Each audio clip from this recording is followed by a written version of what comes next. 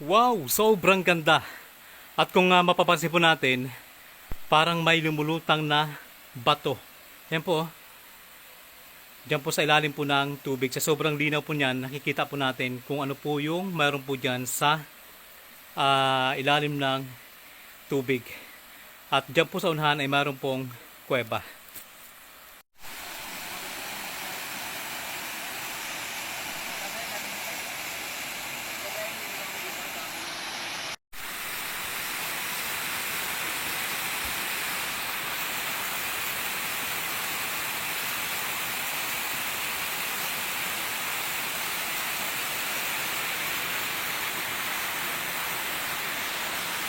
Nandito kami ngayon sa gitna ng bundok at nandito tayo sa paanan ng pupuntahan natin na lagoon or falls na kung saan tinatawag nilang Inkantadong Lagoon dahil ito po ay pinaninirahan ng malalaking igat, malalaking isda, malalaking hipon at iba't ibang mga nilalang na sinasabi nila na tagapagbantay. So napakalayo po nito sa Kabayanan dahil ito po ay nasa tuktok na ng bundok at ang sabi nila pagdating mo doon ay bubungad sa iyo ang kulay asul na tubig. So panoorin nyo po at subaybayan ang kabuuan ng video na to. So ngayon ay tanaw na namin yung lagoon na sinasabi nila dito sa taas ng bundok at sakto din na pagdating namin dito ay biglang lumakas ang ulan. Ayun na si Ayon, si Noel at si Jake. Yan. So bago tayo pupunta doon sa lagoon, sisilong muna kami para hindi mabasa yung ating cellphone. Dito pa lang malalim na kagad yung tubig, oh.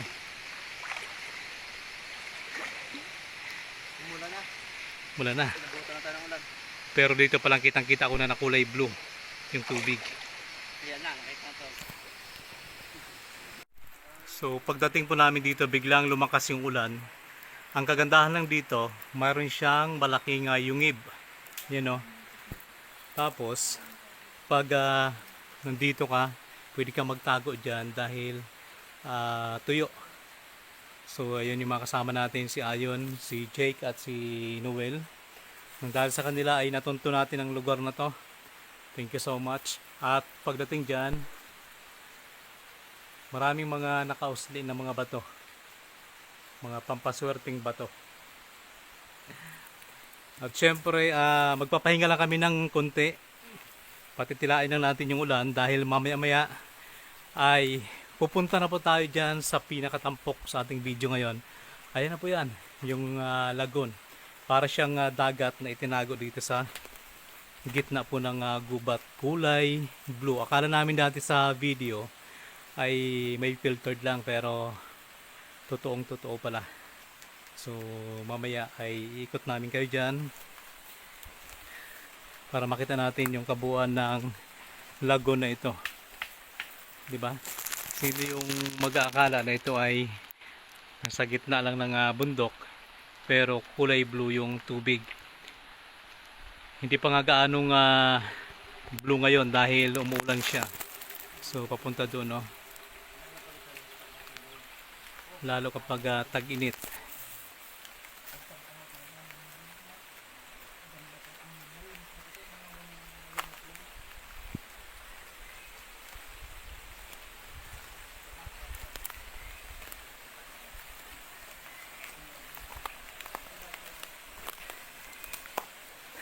Nagulat pa ako dito. Ayan. Akala ko kung ano na. So ito, ano to? Nakapagtataka dito.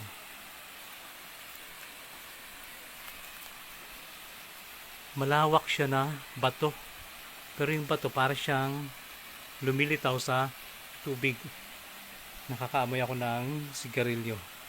So tama po yung sinasabi nila na mayroon pong nagbabantay dito sa lugar po na ito. Dahil dito daw po matatagpuan ang mga malalaking igat at saka malalaking hipon at malalaking isda. So may kuweba po doon sa loob Titingnan natin mamaya kung ito po ay mapasok natin. Ay, oo. Yun, oh. Lalaki ng hipon. Nakapagtataka yung bato. Lumilitaw, ah. Yun. Yan. Sobrang linaw ng tubig. At saka totoo, ang sabi na maraming mga hipon kanina. Meron akong nakita dyan, oh. Sayang lang nga ngayon at medyo madilim yung panahon dahil malakas ang ulan. Pero hindi naman tayo nabigo dahil nakita natin ito. So, nandoon yung kuweba, no? Ayun, oh. Ganda. Malalim. Oo. Malalim daw ito, kinakailangan talagang languyin. So, ang hamon sa yun, kaya mo ba? Basic. Ha? Basic gagawin natin para sa mga viewers. Kasi ang kwento-kwento dito, noong unang panahon, ay maraming buwaya dito. So, ngayon na lang daw wala na dahil noon daw, kapag may mga hayop silang namamatay, ang ginagawa nila, nilalason yung tubig dito, kaya yung mga buwaya ay namatay din. Yung mga buwaya na maliliit lang, yung dito lang talaga sa Mindoro nabubuhay. So, tingnan mo nga naman, sa ganyan ba naman kalalim na tubig na yan? Oh? Nasa gitna lang to ng bundok. Kaya sobrang nakakamangha. Dahil natagpuan natin ang inkantadong lagoon na ito na dyan sa unahan ay meron pong talon. Tapos yung tubig na yan, dyan na mismo galing sa ilalim ng bato. At dahil sa sobrang tahimik nito, hindi mo maramdaman yung agos dahil napakalalim ng lugar na ito. So ayan si Ayon, kinukunan niya ng underwater video ang tubig. Yan. So kasama natin si Ayon ngayon. Shoutout kay Mark na nasa Romblon. Lugi na naman si Mark Lloyd ngayon dahil hindi niya natagpuan o nakita itong lugar na to. Ito po yung sitwasyon ng ilalim ng tubig at ito po yung ating makikita dito. Ito naman yung sinasabi ko sa inyo kanina na malapad na bato at saka mahaba na parang lumilitaw. At sa kasalukuyan naman wala pa tayong mga nakikita na anumang mga bagay maliban lang sa mga maliliit na isda at saka hipon kanina.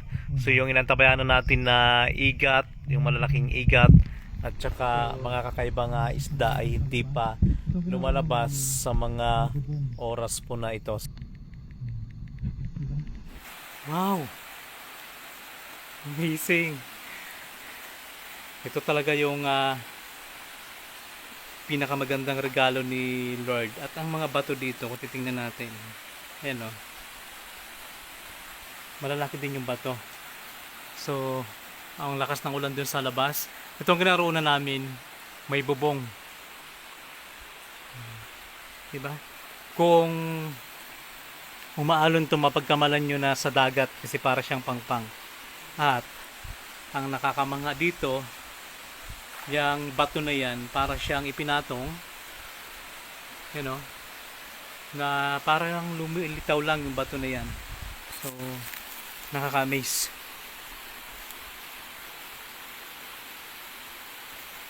Sobrang lamig. Tama nga palang sabi nila na kapag nandito ka ay sobrang lamig ng panahon. At ang mga shell ay malalaki. So dito kapag may mga namamana ay ayan, umapak na si Ayon dyan. Lumilitaw talaga, no? So ayun, kitang-kita nyo naman na lumilitaw talaga yung bato dahil inapakan na ni Ayon. Pero hindi man lang gumalaw. Ito talaga. Malamig ang tubig. Amazing. Ang tagal na naming hinahanap ang lugar na to. At base sa mga kwento-kwento na aming narinig, kulay blue nga daw ang tubig. Pero ayaw naming maniwala noon. Pero ngayon, kitang-kita talaga natin yung lugar. Astig. Ang ganda talaga ng kalikasan natin. Dito lang po to sa somewhere in Oriental Mindoro. So napakalayo. Nabot din kami ng ilang oras na lakaran at napakadulas ng daan, pero pagdating namin dito ay mamamangha ka dahil bubungad sa iyo ang sobrang gandang lugar. Ayun pala ang kuibaw. Ganun.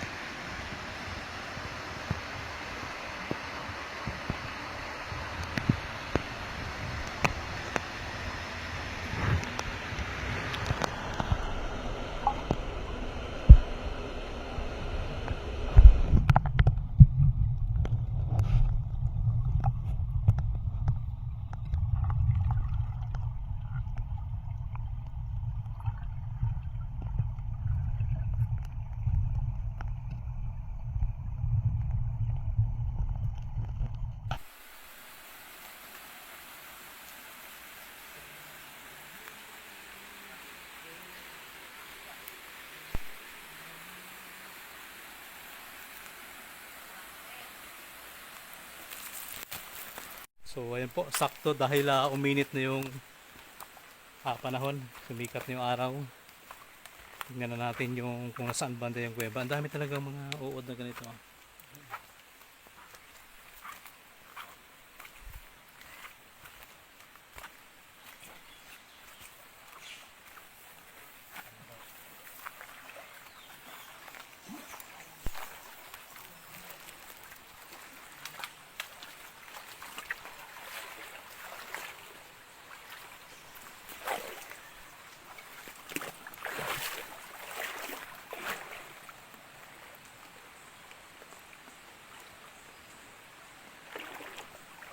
Ayan o.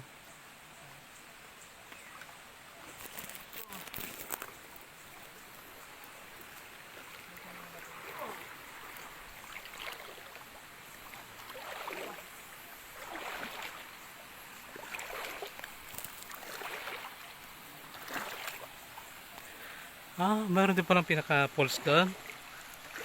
Yan po yung galing sa taas. Oo. Pero maiiga din po yan pag tagaraw na po. Ah. Yan sa taas na. Pero ito pa hindi ito. Astig. Ibig sabihin sa taas may pinaka-falls pa rin yan dyan? Meron pa po. Kaso mahirap po akatin dyan. Saan pwedeng dumaan? Kailangan nating lumusong sa tubig.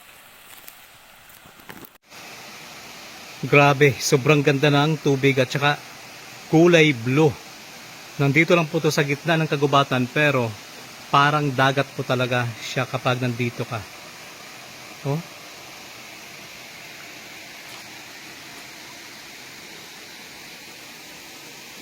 Amazing.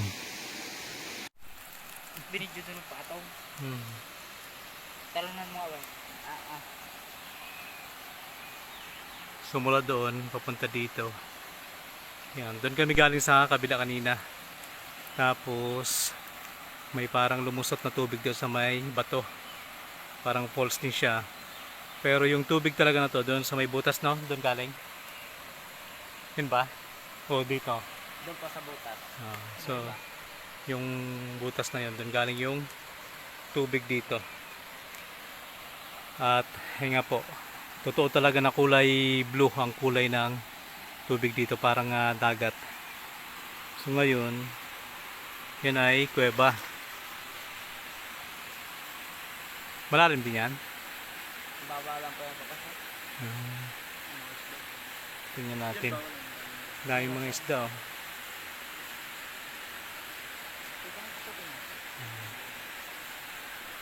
Pwede rin lumangoy tayo yun. Tapos ipadala sa kanilang bag. Hindi, yan na lang, cellphone. Ha? Yan lang yung bag. Saan? Doon ang bag. Andun?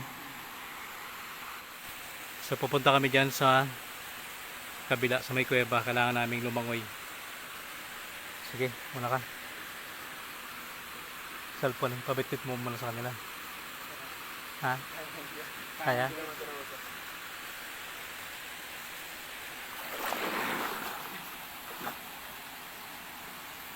Lalim po. Hindi man malabo. Stig no.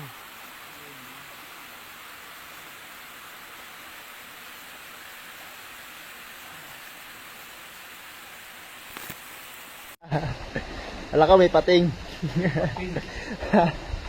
Blue-blue no?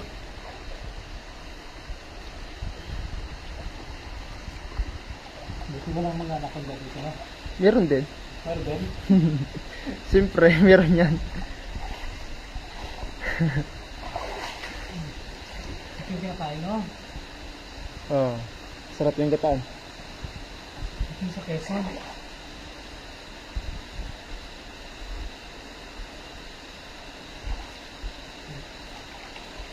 Suso. Ito. Malaki.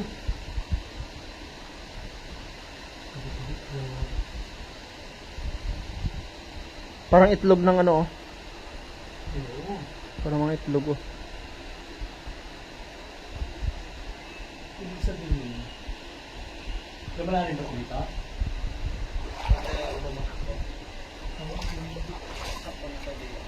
May mga puno ng niyog. Ano po ang niyog? Parang sa dagat? Kakaiba oh. Yun oh. Parang mga itlog ng dinosaur. Yung hinahanap ko, kung malalaki lang sana to, masarap to. So, doon kami galing kanina. Lumangoy kami papunta dito.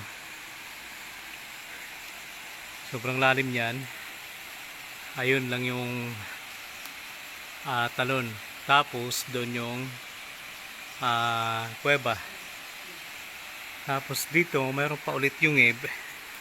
At sa yungib na ito, makikita mo parang mga itlog ng dinosaur, no?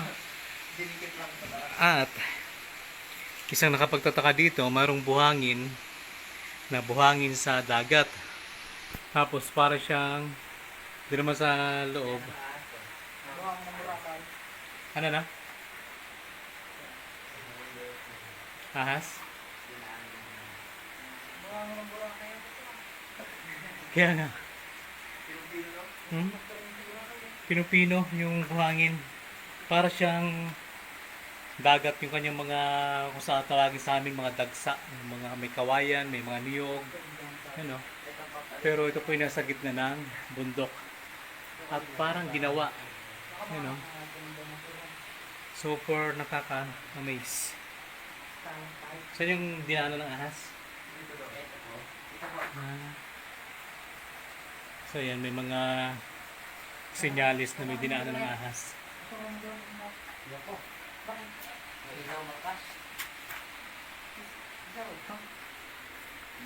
So, ito talaga yung nakaka-amaze yung mga bato dito.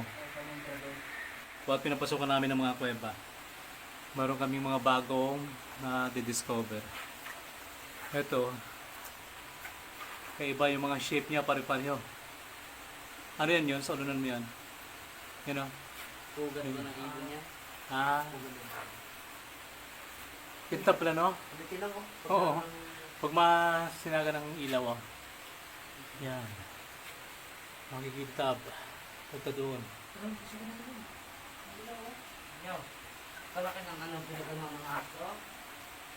Daming mga niyog.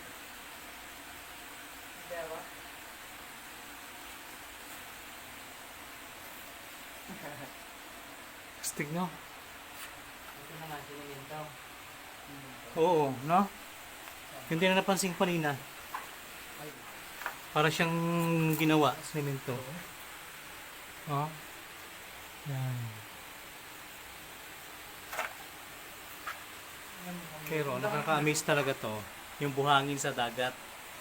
Paano nagkaroon siya ng buhangin sa dagat samantalang ito naman ay tabang. Wala namang alon dyan. Kaya sobrang napaka matalinhaga ang lugar na to. Marami din po pa dito. Yung konti lang. O kami pa lang. Hindi maliban sa inyo na taga rito. Mga taga ibang lugar. Na dalang po. Dalang na. Dalang po mga konti dito. Sa bibihira. nakapost sa mga Facebook ng bakit na. Oo. Kung wala na kung ano pwede mo pa kami. Stick. Dito, Gratis dito sa tubig. dito talaga ako na-amaze. Ay, pakulang ko lang lahat. Ayun. Ay. Ibig sabihin malawak pa pala doon yun, no?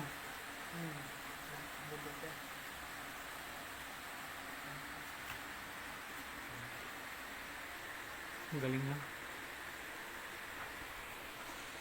Ayun po. So, kanina pa kami nag-video-video. Hindi po yan kahit maglapit po po. Ay, wag lang. May ahas. Makamadag yan. Palapitan mo ba ganun yung camera mo? Lapitan mo yun. Buti ka makatakbo tayo dito. Oh. Parang cobra yata yan. Hindi po, astolog. Hindi astolog yan. Hindi yan ahas tulog. Hindi astolog yan. Oh? So, malaki yung kanya, yung kanyang ulo. Ay, cobra ngayon. Oh, lumalaki yung kanya. Ahas din yata ang kinain niya.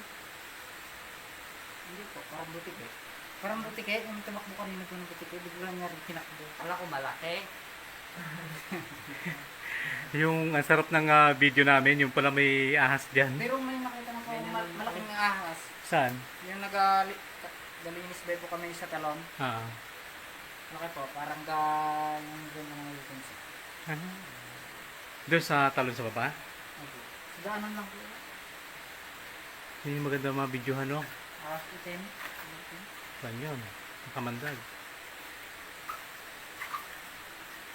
Marami na nakakita mo na yun lang. Ah. So, doon kami galing kanina sa kuweba na yon. At doon namin nakita na mayroong ahas. Pero, hindi naman kami inano. Umiwas na lang kami. At doon naman, meron ka ulit makikita na ahas doon. Tapos, ayan yung tubig na nanggaling na sa butas ng bato. At doon naman yung kuweba. I-zoom natin ha. Ayan. So nandyan yung kuweba, parang underground river siya. Hindi lang natin napasok ngayon dahil wala kaming dalang flashlight at mga salbabida. Pero sa sunod ay babalikan natin to. Sobrang ganda, amazing.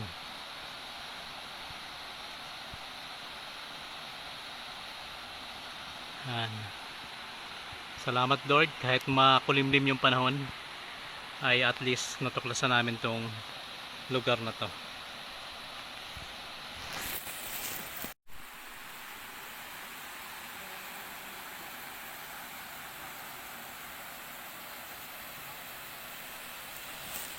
So doon lang po kami galing kanina doon sa kabila na yon. At mayroon kaming mga natuklasan na mga kakaibang bagay. Ayan. Sobra pong napaka maingkantado ng lugar po na to dahil ang dami po kaming mga nakikita na iba't ibang mga hayop at mayroon pong mga ahas na nakalambitin sa mga bato. So ang tanong natin kay Mark, kung ikaw ang nandito Mark, ano yung gagawin mo? Tutulay ka ba dyan sa lumilitaw na bato? At lalangoy ka ba dyan sa malalim tubig na yan? At anong gagawin mo kapag makakita ka ng ahas? Comment down below Mark. At kayo din, maaari din kayo mag-comment kung ano po yung inyong gagawin kapag mayroon kayong nakitang mga ahas na nakalambitin sa inyong mga ulunan. So ayun, umulan na. At lumipat tayo dito sa kabila. Pagdating doon sa nilalangoyan ko, ay munti ka na talaga nalubog yung cellphone dahil ako po ay biglang nadulas pakiwari ko. Merong tumulak sa akin. So sinesave natin yung cellphone. Mas lalong nagka problema, buti nga lang at nakahawak tayo sa kahoy na maliit. Kung hindi nakahawak, Kung hindi, aray ko. sira yung kabuhayan. Ha? Anong isip ko yan? Saan? Yan. Worm. Eh baka linta. Ano? Kulay itim. Parang uod siya pero kulay itim.